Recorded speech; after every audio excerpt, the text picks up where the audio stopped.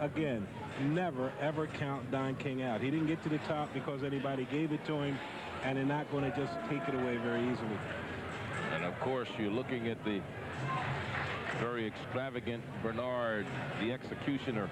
He has that executioner's mask on. Hopkins coming into the ring. As the late Robin Williams said, you need somebody to pull the handle. Gotta go, gotta go. I'll tell you, Bernard's fighting a guy tonight who's never been down in his career a great many fights, and Bernard has shown that he can get guys out that have gone with everybody in the world. He just has a suddenness of movement, puts his punches together tremendously well. An explosive fighter, Leland, short burst, great puncher, compact puncher. The principals for this evening's main event. We have a couple of guests with us this evening.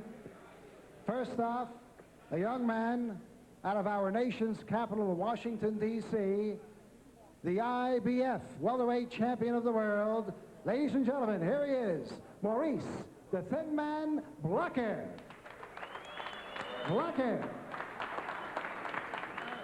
Also in the ring with us, wearing a nice tuxedo, the former light heavyweight champion, the former heavyweight champion of the world, originally from St. Louis, Missouri, and now making his home in the state of Delaware. Ladies and gentlemen, here he is, Michael Spinks. A man who's been seen in the gym lately throwing punches with mean intentions. Could be on a comeback trail, Charlie. You never know. Right alongside, right behind me, who put this professional boxing card together, a promoter extraordinaire, ladies and gentlemen, Mr. Butch Lewis. And last but not least, the man who is doing a whale of a job here in the state of New Jersey, an excellent referee, and is now the boxing commissioner of the New Jersey State Athletic Control Board. Ladies and gentlemen, the Honorable Larry Hazard, Sr.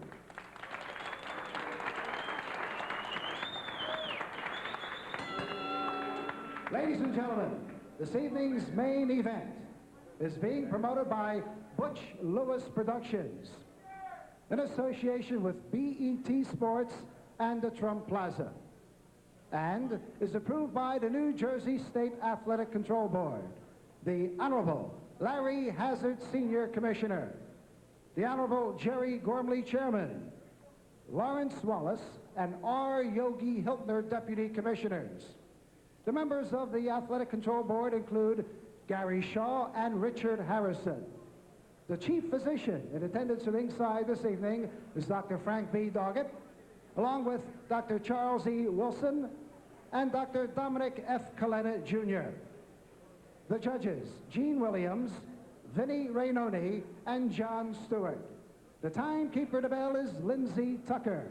Counting for all the knockdown seconds, alternate referee Joe O'Neill.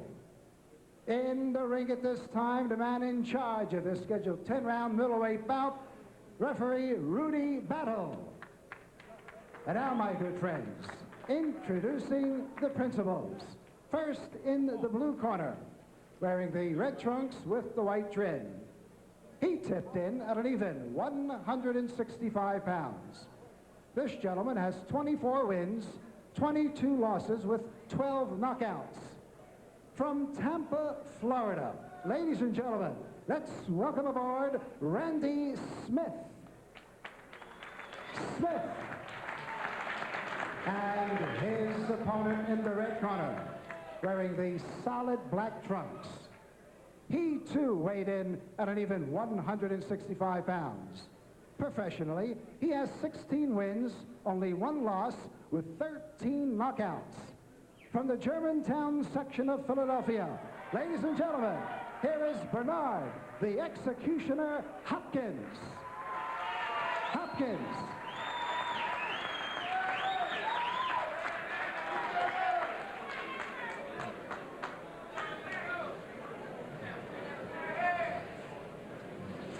Rudy Battle Hall will be the referee for this scheduled 10-round main event, and he'll call the combatants together at center ring. Okay, gentlemen, I've given you both your pre-fight instructions. I expect a clean break at all times. No punching after the bell. Let's have a nice, clean fight. Good luck to both of you. Let's touch gloves. Hopkins out of North Philadelphia, Smith out of Tampa, Florida. Charlie Neal, Elmer Smith, Leland Hardy ringside for the scheduled 10-rounder. And Smith last fought January 26 of '92, lost a split decision. In his last 5 fights, he is 2-3. Throughout his 17-year career, his longest winning streak was 10. Meanwhile, Bernard Hopkins, with over 100 amateur fights, has done a yeoman's job in his short pro career. Round 1. Right off the top, look for Bernard to establish a strong, stiff, battering ram left jab. That's right. It will be a little bit of a challenge for him to get that done early on in this fight, because he's in with a fighter who's a little bit rangier and crafty in his own right. The whole boxing world is really a buzz about Bernard. Ranked number quickness. Actually, we say coming in that he's ranked 5 in the world. The IBF ratings, which just being released this week, has moved him up to number 3. That's correct, yes. And the recent WBA ratings move him into 10th place. And this is a middleweight bout. You've got guys like Michael McCollum from Jamaica in that weight class. James Toney, Jackson, Nunn, Reggie Johnson, Steve Collins. How would you compare so far what you've seen of this young man, Bernard Hopkins, to some of the names I just mentioned? I think that Bernard Hopkins, at this stage of his career, the difference between him and the fighter and those kinds of fighters are largely mental. I think he has displayed all of the boxing skills necessary, all of the physical prowess necessary for him to show. I think now that it's a question of him being able to develop the kind of mental acumen to get him into the next range, the next phase. One of the things he did tell me earlier today was that young man you know very well, Meldrick Taylor, yes, is a young man who kept him motivated in this boxing game. In fact, we first saw this young man Hopkins fight back in July of '90 at Trump Castle here in Atlantic City, when he knocked out a young man named Khalif Shabazz at 36 seconds of the first round, and at that time he was 4-1 going into that fight, and now he's 16-1. He lost his first professional fight and has been on a tear ever since. Yes, changed management after that first fight and has been on a steady roll since. And incidentally, much of that career has been fought before the viewership of the BET television audience. Randy Smith getting a little fancy. Almost backfired on him, though. Smith's a veteran. He's going to employ all the tricks of the trade, and he's been in there with just about everybody. But I think one of the things that has set Bernard apart thus far in his rise is his quickness, as I spoke about earlier, head movement. He snaps his head left, snaps his head right quickly before he launches an attack, punches in combination, and never abandons the body. You'll always see him try to smash the right hand to the left kidney area. There he is again. That right hand trying to go into kidney. As we come to the end of round number 1, scheduled for 10 here in Atlantic City. Both hands, we have a few more guest viewers in attendance. First off, former middleweight, the 10th world. Hardy, Elmer Smith. Let's look at it. The fighting stockbroker Leland Hardy. And right next door to him is the Philadelphia Daily News columnist Elmer Smith. And the BET the both commentator Charlie Neal. That's a round of applause. So you look at Randy Smith.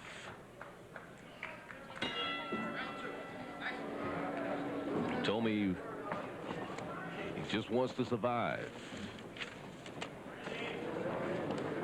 He says his strength, he feels throughout his career, has been he has tried to confuse his opponents. Again, he's slick. I asked him, I said, have you lost a step? He says, I feel, well, we always say that. I feel that I'm as quick as I've always been. You know, we don't ever want to admit that we slow down. We hit those magical ages and numbers. As a fighter, in fact, as a man who's passed a couple of those magical ages myself. This is round 2, scheduled for 10. Hopkins establishing the jab through the course of the fight. Double jab. And it's a more of a powerful jab. We watched Sewell earlier land jabs with abandon, but they were soft jabs that didn't bust the opponent up. You want to bust the guy up, bust his mouth up, bust his nose up in the parlance of boxing. That's right. Hopkins lands more of a stiff jab and also a step 2 jab. When he lands that jab, he's looking to do something behind it. Exactly. How important is it for Hopkins to have a tremendous fight? When I say a tremendous fight, for this not to go the distance, for him to knock Randy Smith out in terms of what the world is looking at as far as him rising up to the top? Go ahead, Leland. Well, I was going to say he has been in those kinds of fights before, particularly a fighter we saw here destroy a former contender, Ralph Moncrief, when he beat Michael Elijah Jr. here on BET. Moncrief was a guy who had been in with absolutely everyone and who had gone the distance with absolutely everyone. When he fought Bernard, he just couldn't deal with the pressure and the power, and Bernard was able to get him out of there too. So, you know, for him to have the fight where he's got to perform well, he needs to do that here. He's done it before. He's shown what he's about, and I think, you know, a knockout here would certainly be impressive for him. I agree with everything except the conclusion. I don't think he needs to be particularly impressive, at least in the sense that he needs to get a knockout here. He's in with a fighter who nobody knocks out, and he's been in with the best fighters in the world. I think it's going to be very important for him to get some rounds, for him to look good and execute his skills well. But I don't think it's necessarily important for him to get a knockout against this kind of a fighter. Both fighters came in at 165 pounds. Randy Smith says one of the reasons he got started in the boxing was a guy named Muhammad Ali. That was a little low blow that time that caught Randy Smith, and Randy says, yeah, I'm okay. But Ali was his idol, Randy Smith's idol. As round 2 is about to come to an end.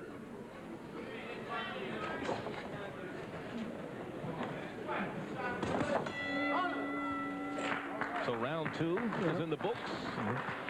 Randy Smith goes to his corner, and he doesn't look like he's in too bad a shape. He survived with the minimum amount of problems, except for that one low blow. It's about the only effects that he's felt so far.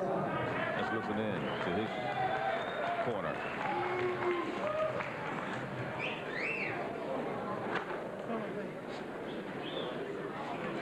Here's the low blow that caught him.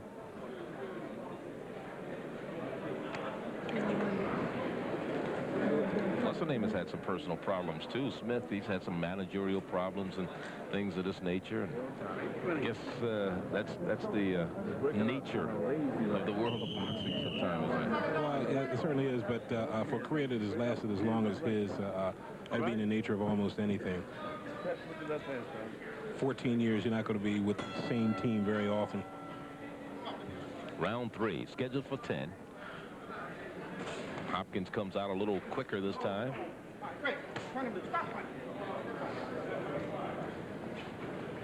Smith not unwilling to mix it up in there. That's right. He mixes up very cleverly. I mean, he's a fighter that also is not really as in front of you as much as he looks to be. One of the things I'm looking for in this fight, Leland and Charlie, is that is the ability of Bernard Hopkins to make adjustments. Let's see if he has gone to school on what has occurred in the first round or two and come up with something different to counter what he has seen. One of the things I see Smith doing is beautiful left from Hopkins. One of the things I see Smith doing is trying to smother the half uppercut, half hook of Hopkins by leaning into it and pawing down at it as Hopkins releases that left hook. He's taking some of the impact off of it. Yes.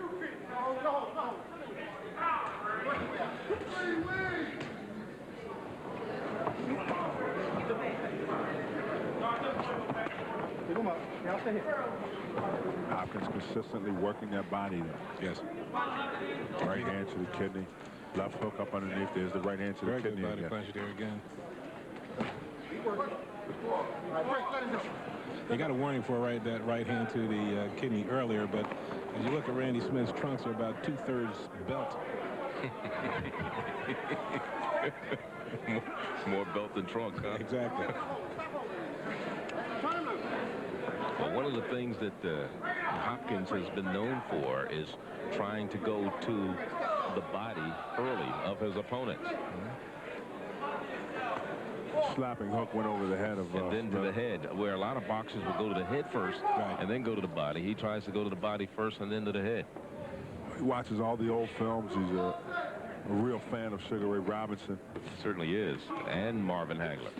Told me today that one of his very favorite films was Marvin Hagler against John Mugabe, a fight that showed the mental strength of a Marvin Hagler.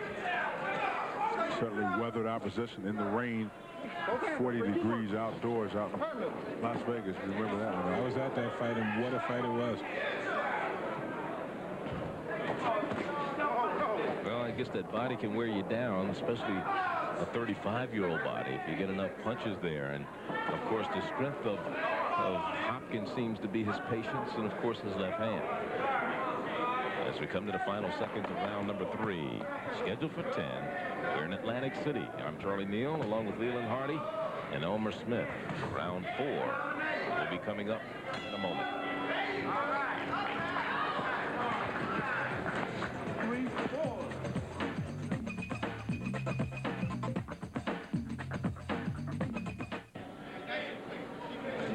Round number 4.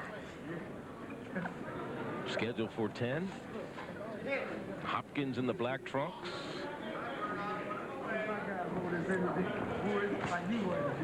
Who's been basically the man who's taken the fight so far in the first 3 rounds.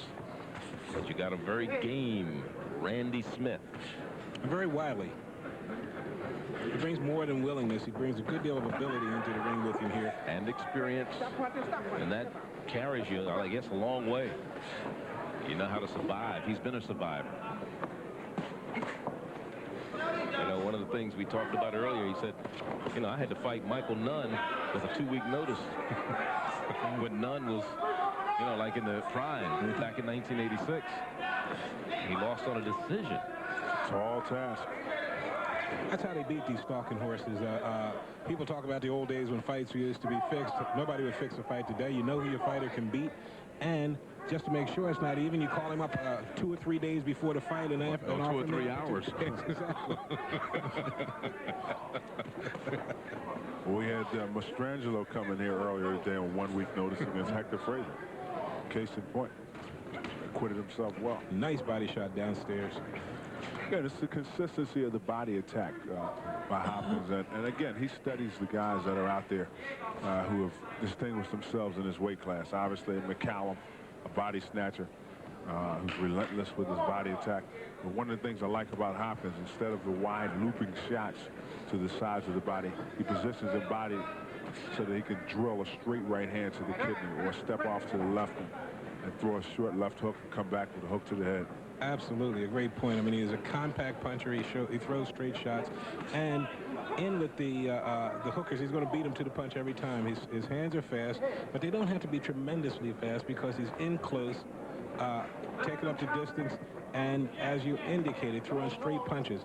And to land those punches, rather than loop them, he changes his position, and it's a wonder what you can do by moving 1 or 2 steps or half a step even sometimes to the left or right.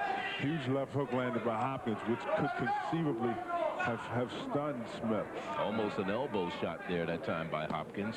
And another left-right combination to the body and into the head. Working the body pretty good, Hopkins right now. Hopkins from a very rough area of North Philadelphia. I knew it very well. I grew up right across the street from him. We were talking today, and you know, when you survive 23rd and Diamond in the Raymond Rosen projects, you've done a great service to your community just getting out of there. Is that where you got that big right hand job? End of 4 rounds. Scheduled for 10. Randy Smith Well, we got a moment here. I got to say a special hello and a get well to a friend of mine, member of the Arlington County Police Department's motorcycle squad, who was injured in a motorcycle accident last week. So he's got a right hand in the cast right now. We'll say get well soon, Chris. Get that right hand going again.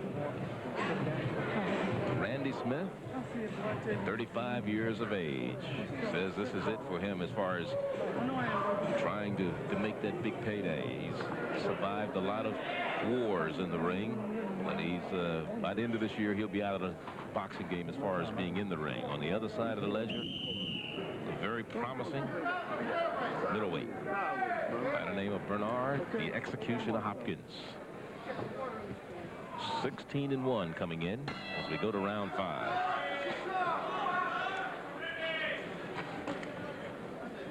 Big short right hand right behind the ear of Smith. Nice right hand from Smith that actually got the respect of Hopkins. Hopkins, one of the things Smith has been able to do is stay in close and tie up Hopkins, not let him get off one of those long-range missiles that can do a lot of damage. Absolutely. Another thing about Hopkins, he follows instructions so well from the corner. And I can assure you that he was instructed between rounds to come out and put a little bit more pressure on Smith because he's starting to fold. And as you see right away, he's putting the pressure on. A lot more punches, punching in bunches. And he's getting more comfortable. Whenever you see a fighter do what we call a jab step and fake a jab with a forward step and then throw the jab, he's gotten into a mode and real relaxed, and that's what Hopkins is doing right now.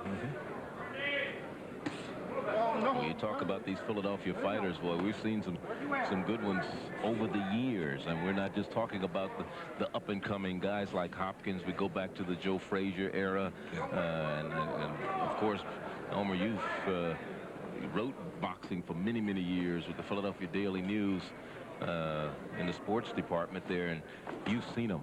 And I've watched it since well before that, when we talk about fighters like Len Matthews, and you can go awfully far back. I see Willie the Worm Monroe here in the audience today, who gave us some great middleweight bouts.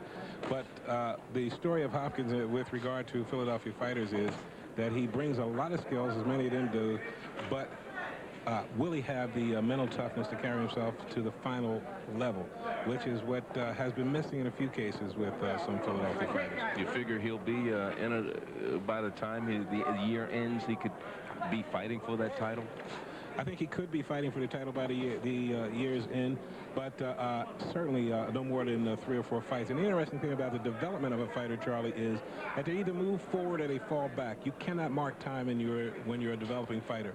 So it's going to be necessary for him to step up in competition, or before long you'll begin to see his skills start to erode. Hopkins is really starting to land meaningful punches. When you were talking earlier, Elmer, he landed a short right hand that really got a reaction from Smith.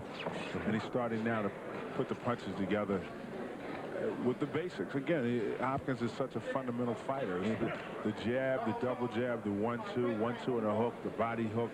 I mean, it's all basics, and he's really put it all together. He said he would have liked to try it out for the '84 Olympics, but just didn't have the right people behind him at the time, and he never got the opportunity as round 5 comes to an end. We'll be back. On a little longer than a lot of people expected it to. I think so, but really people who watch boxing carefully are never surprised to see Randy Smith go the distance. And I don't care who he's in with. He's been in with the best of them. I've got Hopkins ahead handily, having won each round. Last one actually pretty commanding.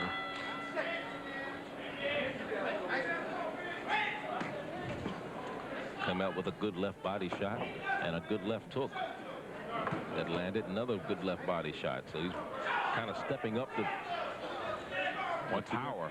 Following instruction from the corner. Bowie Fischer is probably one of the more able trainers in the world. He almost lives inside Hopkins' body in fights. And instructed him to come out and dig that hook to the body. Straight right hand to the other side. Is that a happy camp, though? hasn't been a particularly happy camp in recent months. I think the relationship between Hopkins and Bowie Fisher remains intact. There have been some questions about whether or not the camp is as together as it has been on the managerial end. Nothing necessarily irreparable. It could be something that they patch up, but it's something that needs to be resolved, I think, before Bernard Hopkins moves on. I knew you would know.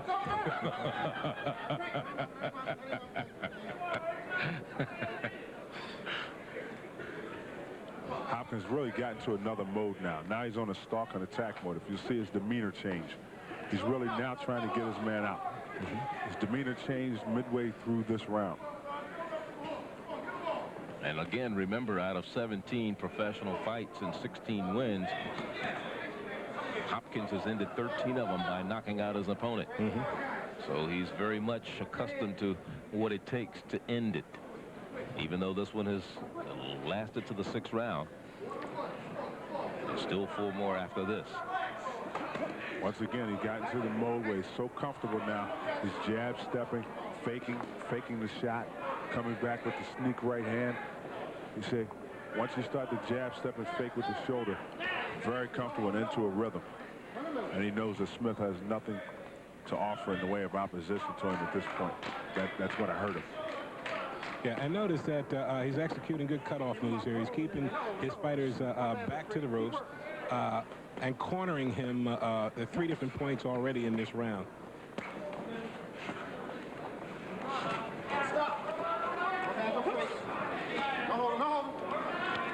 But when he has his man cornered, you'll notice that there is an economy of movement there. He is not wasting a lot of movements. He's making his punches count, landing good body shots inside.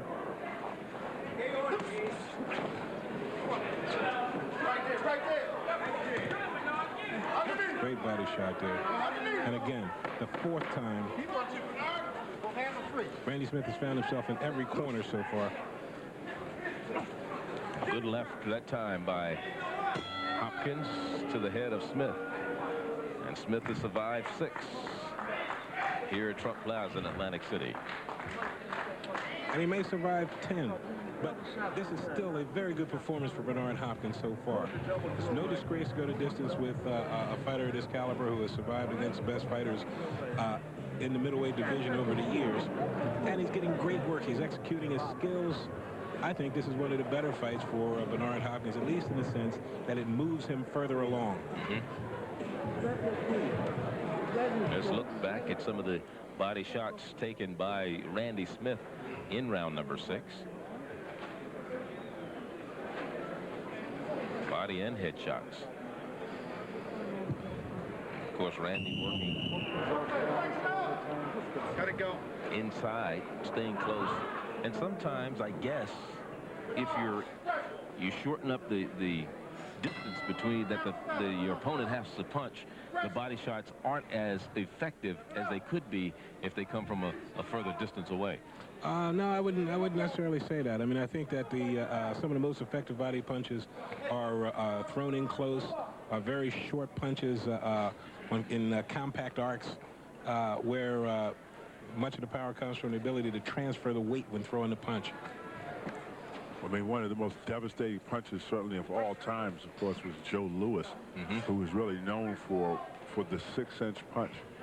He had a call it the 6-inch punch, huh? 6-inch punch. Tremendous ability to transfer the weight, and from the standpoint of physics, generate the maximum force at the end of the right hand. And Hopkins is certainly learning to do that with every passing fight. So when we hear of a man fighting a technical fight, he is a very technical fighter. He has studied that physics very well, huh? The principle of the lever arm. That reminds me so much of a barefooted kicker in football, who says the reason I kick barefooted is because the energy is transformed from the skin right to the ball, more so than if you put a sock or a shoe between it. I'm not so sure I ascribe to that theory, but I mean, they must know. Smith rocked back a little bit on the ropes, but comes out. And he's still hanging in there. taking some uppercuts, some body shots from Hopkins with 1:20 left in round number 7. Scheduled for 10 here at Trump Plaza in Atlantic City. Hopkins really is trying to put some mustard on those shots now.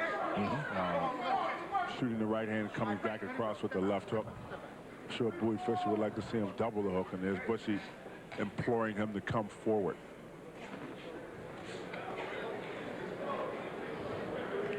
Elmer, as you said, it's an excellent fight for Bernard at this juncture of his career. A guy who's very durable, knows all the tricks, and there's a couple of guys that have been in the resume of Hopkins that have been appropriate for him, such that he can learn from them, be eclectic, and take it to his next contest. And the important thing that I think comes out of this fight for Bernard Hopkins is that one of the questions he has to answer is what happens when you don't get the knockout against a fighter. Do you get frustrated? Do you start to get loose in your approach to the fight? So far, Bernard Hopkins has shown himself to be the kind of fighter who keeps tight, who does the things that he needs to do, is patient, but not to a fault. 2 nice shots landed by Smith, to his credit. It'll be interesting to hear the strategy of the winner at the end of this one, especially if it goes a distance.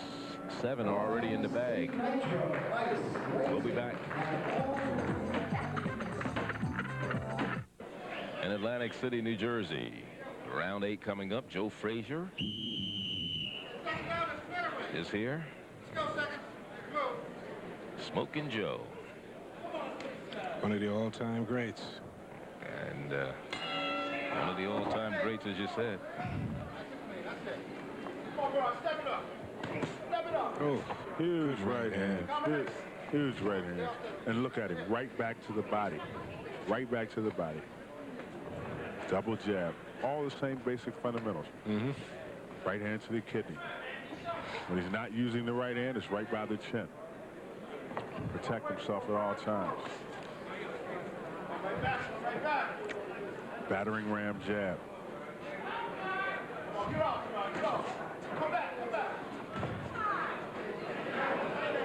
Hear the voice of Bowie Fisher again, as if he's got a mic in his mouth so loudly. Good body shots, left-right combination. Those are both of the dancing off the elbows. I don't think they landed as much as they sounded that they might have landed. That second one was right in the solar plexus. Good left jab that time by Hopkins. Incredibly durable Smith. He certainly is. He's given every possible credit for his performance here tonight.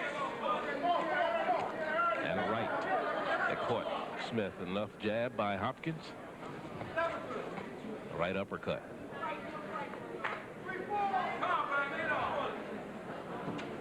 You talked earlier about Rash needing to patent his skin. I think maybe they need to go into a joint venture with Smith and Rash on that one. I'm telling you, these guys are blessed. I guess Randy Smith, when you talk about retiring, he's saying, why? Why am I taking these beatings? I mean, I'm surviving, but I'm also taking these beatings, you know? That's right. I mean, he on the other hand, he is very good at the technique sometimes called rubbernecking. He does not accept the full impact of some of those punches. Let him go. Under a minute left here in round number 8. Scheduled for 10. Charlie Neal, Leland Hardy, and Elmer Smith ringside at Trump Plaza, the Imperial Ballroom in Atlantic City, New Jersey.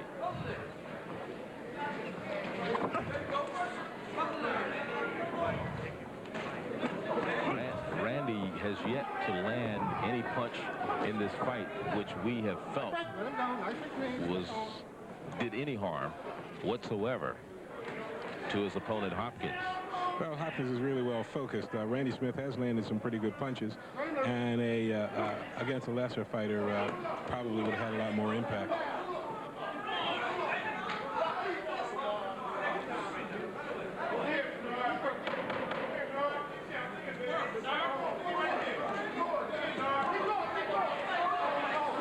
And a good right by Smith as round number 8 comes to an end. Randy says, hey, I got you. Ladies and gentlemen, the gentleman just walked in a little late, and he's here nonetheless. Sitting next to promoter Butch Lewis. Randy Smith. The former heavyweight champion of the world, Smokin' Joe Frazier.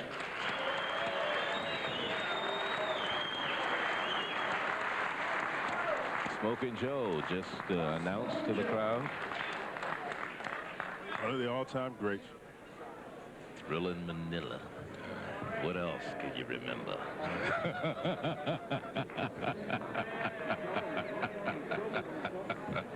Barry White joins us here.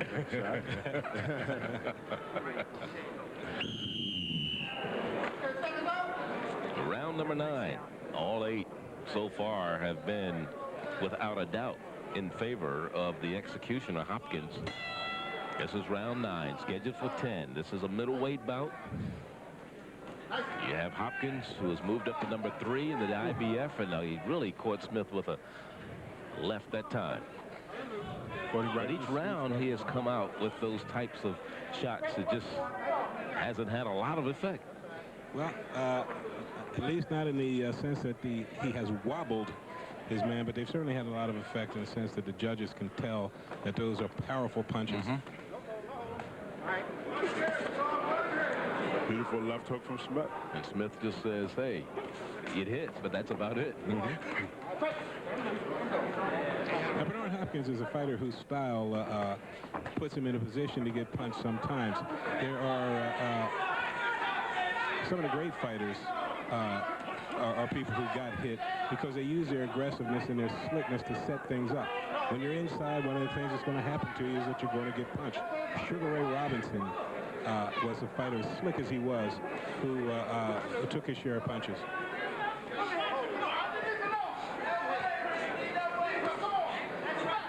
Now, here, the way they were positioned looked like a perfect opportunity for Bernard to throw what we call a Witherspoon right hand. And there is one right there. Position your body with your head and shoulders just over the left shoulder of your opponent. Come back with a big right hand. There it is right there again.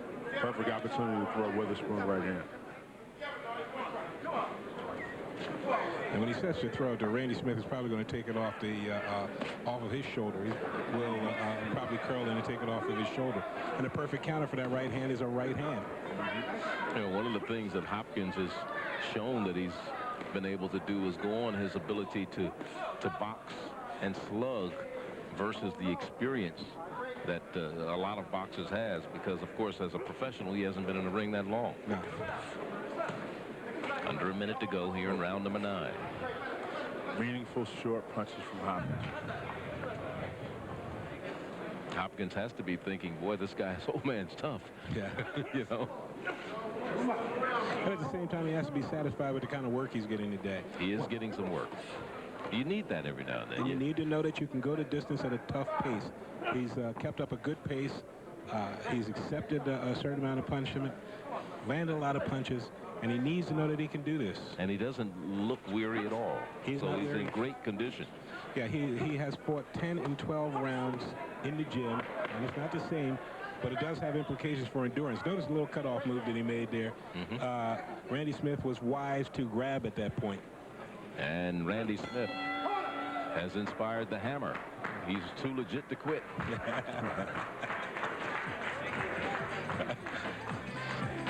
Let's watch what happens. Of course, Hopkins backing Smith into the ropes. Throwing a series of combinations there.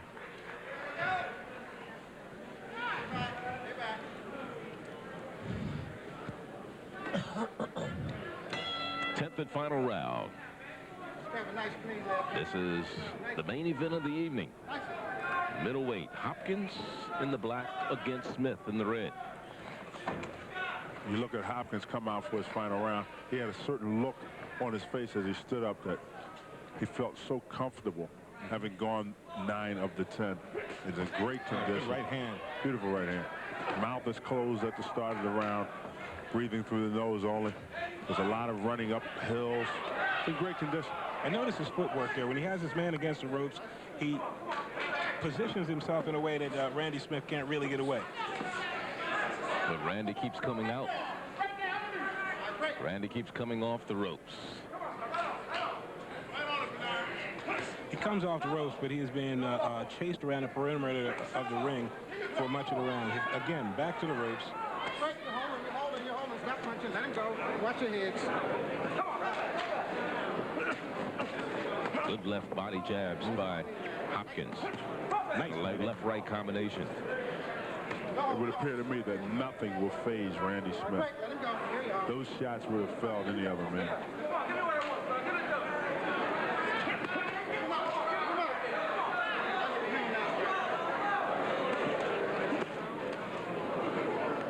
Hopkins working like he really wants to get his man out in the final round and finish with a flourish.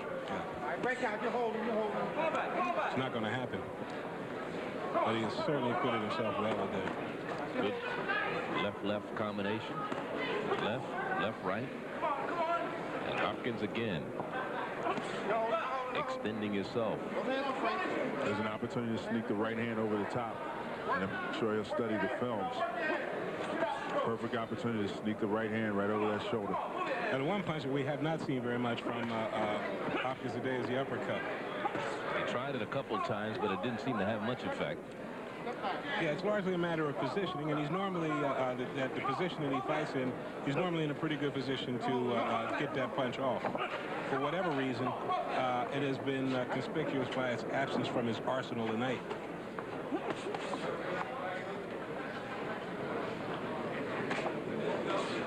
Beautiful jab.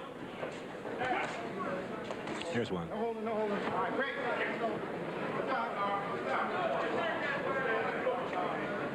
Rudy Battle could not have had an easier night's work than he did tonight. Try it. No, he didn't have any problems with the fighters in there. As we go down to the final 14 seconds, let's see what happens when they bang the gavel. Let's see what Hopkins does if he tries to finish this last 10 seconds off. Looks like it's going to end uneventful. Good 10-rounder. Hopkins and Smith. And we'll be back with the decision from the Trump Plaza in Atlantic City in just a moment. Coming up, Hopkins against Smith. Let's go to Ed Darian. Ladies and gentlemen, from the Imperial Ballroom here at the Trump Plaza Hotel and Casino on the boardwalk in the boxing capital world of Atlantic City, New Jersey. All three judges, Gene Williams, Vinnie Rainoni, and John Stewart, each score 190 for the winner by unanimous decision, Bernard, the Executioner Hopkins. So Bernard Hopkins' record goes to 17-1, and it's a unanimous decision. Not much of a problem there, as you said. Out of a possible 300. It was a unanimous. He got them all. Yeah, he got them all. 100-90. Unanimous decision, and although the fight was not as lopsided as the score, Charlie, it was a good fight in that he was forced to execute his skills. I thought he did it very well. All right.